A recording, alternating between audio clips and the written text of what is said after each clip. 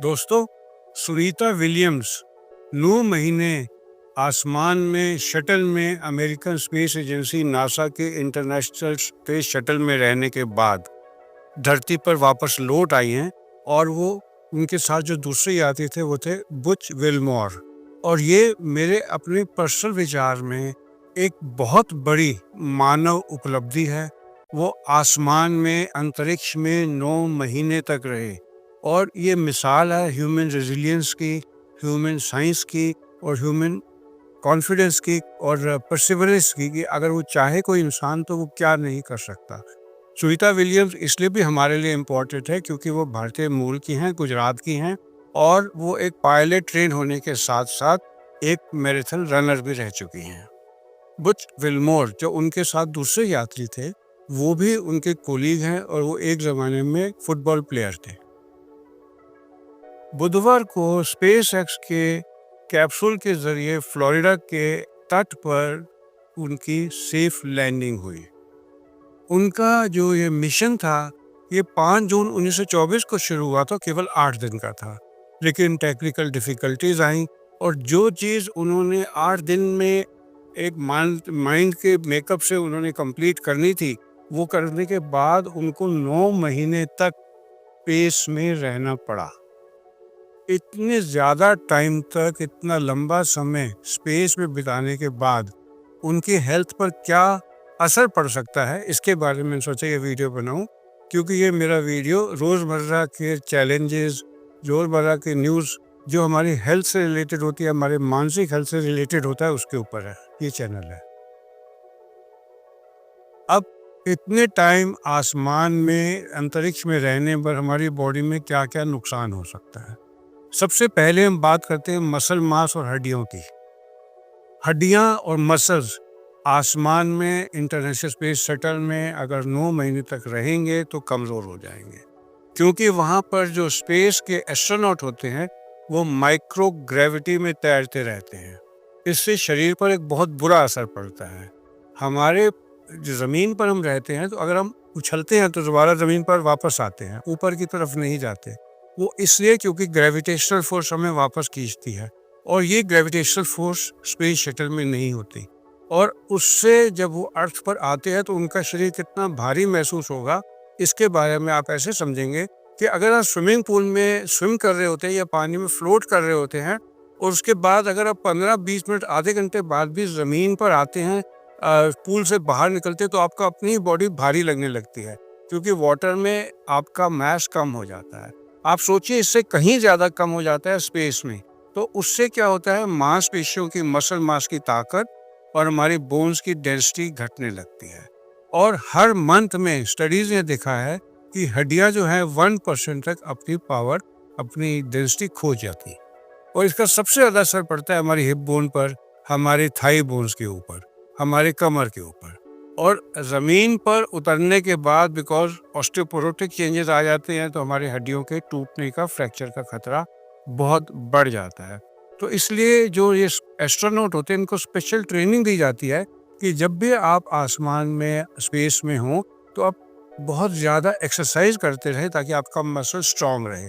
और ये सिर्फ 1 हफ्ते के लिए भी जाते हैं तो कहा जाता है, आप इमेजिन करिए 8 से 9 महीने तक अगर एक पर्सन अनप्लैन्ड ऐसे एटमॉस्फेयर में रहता है तो उसका क्या हाल हो सकता है। और दूसरा ये है कि आपने कई यूट्यूब पे देखा होगा, वैसे देखा होगा, अंतरिक्ष में तैरते हुए, स्पेस में तैरते हुए जो ये यात्री हैं इनको पाँव पे दबाव पड़ता नहीं है। इससे इनके पैरों के तले पर जो स्किन है वो मुलायम हो जाती है।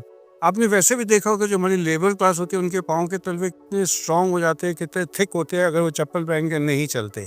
और हम जो रूटीन में रहने वाले हैं, जो चप्पल पहन के चलते हैं, जूते पहन के चलते हैं, उनके सोल जो है वो थोड़ा मुलायम होता है। लेकिन जो अंतरिक्ष में लोग हैं जो 9 महीने तक रहे, उनके पैर पर दबाव नहीं पड़ा। तो उनके पैर का क्या हाल होता है, जैसे न्यूबॉर्न बच्चा पैदा होता है, आप उसके पाँव देखो, थोड़े से रेडिश लाल, जो बिल्कुल ही सॉफ्ट होते हैं। और इस तरीके से उनके पैर जो आसमान में, अंतरिक्ष में रहे हैं, हमारे अंतरिक्ष में यात्री जो सुनीता विलियम, इनके पाँव तलवे ऐसे हो गए होंगे। एक और बात होती है कि हार्ट के ऊपर, हमारे अर्थ पे जो ग्रेविटेशनल फोर्स है ये जब हार्ट पंप करता है तो इसका ब्लड, इसका प्लाज्मा जो सेल्स हैं वो नीचे की तरफ खींचते हैं और एक खास सिस्टम में हार्ट पंप करता है। लेकिन जब स्पेस होता है तो ये ग्रेविटी नहीं रहती, ये माइक्रो ग्रेविटी नहीं रहती, जिससे जो फ्लूइड है बॉडी के वो ऊपर की तरफ खिसक जाते हैं।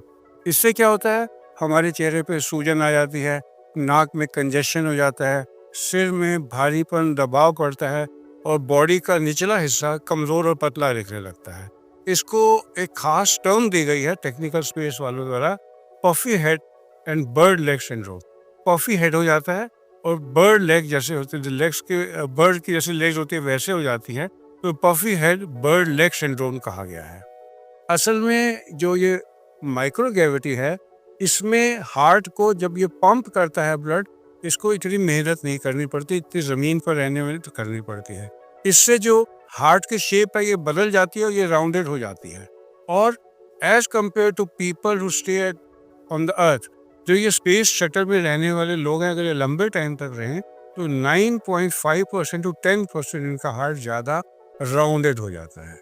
और वहाँ पर जो सूरज है उसकी रेडिएशन इतनी होती है कि एक जैसे चेस्ट का एक्सरे करने में जितनी रेडिएशन होती है इतनी एक दिन में मिलती है। यानी कि अगर 9 मंथ तक सुनीता विलियम रही हैं तो उनके शरीर में कम से कम 270 एक्सरे के मुकाबले में रेडिएशन आ गई है।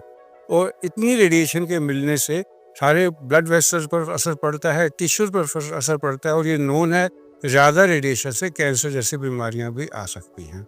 हड्डियों की डेंसिटी तो पूरा खत्म हो जाती है, ऑस्टियोपोरोसिस हो जाता है, जिसके ऊपर मैं बात बता चुका हूँ। एक और चीज़ होती है माइंड, मानसिक स्वास्थ्य। आप आईसीयू में पेशेंट को अगर सुबह नहीं हो रही, रात नहीं हो रही, छोड़ देते हैं, 3-4 दिन में पेशेंट्स कई बार एबनॉर्मल बिहेव करने लगते हैं। हमारे अंडर सारे आईसीयू केयर के डॉक्टर जानते हैं। हम इसको आईसीयू सिंड्रोम बुलाते हैं, आईसीयू साइकोसिस बुलाते हैं, क्योंकि पेशेंट का दिमाग ठीक तरीके से नहीं चलता।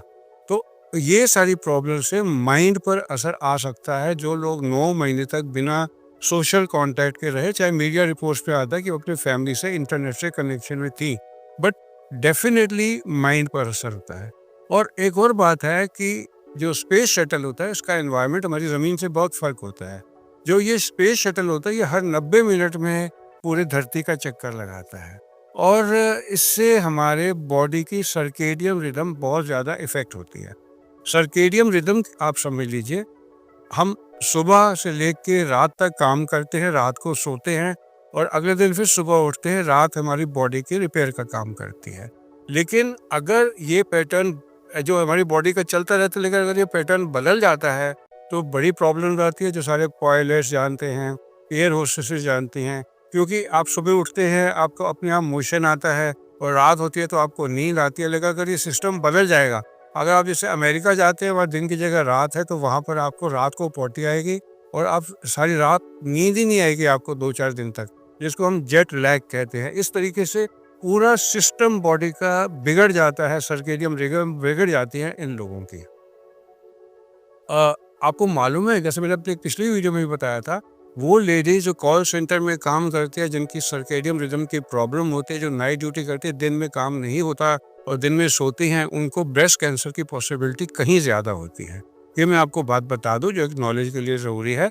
और ये जो आसमान में, अंतरिक्ष में रहने वाले लोग जो बिल्कुल अकेले रहते हैं, बंद कमरे में रहते हैं और सीमित साथियों के साथ, यहाँ जैसे उनके साथ एक ही कोलीग थे जिनके साथ उन्होंने 9 महीने तक बिताए, तो ऐसे में उनका माइंड का स्टेटस क्या होगा, हम यही विश करते हैं। क्योंकि इतनी स्ट्रॉन्ग लेडी जो कि ऐसे रह पाई, उसके लिए ज़रूरी वो एक बहुत बधाई के पात्र हैं। और वो लोग जिन्होंने इनके लिए इतनी मेहनत की, पूरे अमेरिका के साइंटिस्ट और जिन लोगों ने उनको फंड किया, मैं जानता नहीं पर्सनली कौन थे, लेकिन वो they deserve to be congratulated. मेरा ये वीडियो आपको ये बताने का था कि 9 महीने तक स्पेस शटल में बिना ग्रेविटेशनल फोर्स रहने से बॉडी में क्या क्या इफेक्ट हो सकते हैं। हार्ट का शेप बदल सकता है, ब्लड वेसल बदल जाते हैं, जो मांसपेशियां हैं उनके स्ट्रेंथ नहीं रहती, उनकी हड्डियां कमज़ोर हो जाती हैं, उनकी माइंड पर इफेक्ट पड़ता है, वो डिप्रेशन में जा सकते हैं, उनको साइकोसिस हो सकता है, उनके पाँव के तलवों के जो चमड़ी है वो बिल्कुल सॉफ्ट हो सकती है कि वो कई दिनों तक पाँव पे चल ही नहीं पाएंगे, और सारे स्किन में हाइपर एस्थीसिया आ जाते हैं। तो आप सबका मेरे साथ जुड़ने के लिए धन्यवाद। अगर आपको मेरे इस तरह के छोटे मोटे इनपुट जो हैं वो थोड़ा सा नॉलेज बढ़ाते हों तो आप मेरे चैनल को सब्सक्राइब कर लीजिए। अगर आप ऐसा नॉलेज चाहते हैं तो ऐसे ही मत कीजिएगा, और साथ में लाइक माइंडेड पीपल में मेरा ये वीडियो शेयर कर दीजिए। आप सबका मेरे साथ जुड़ने के लिए धन्यवाद।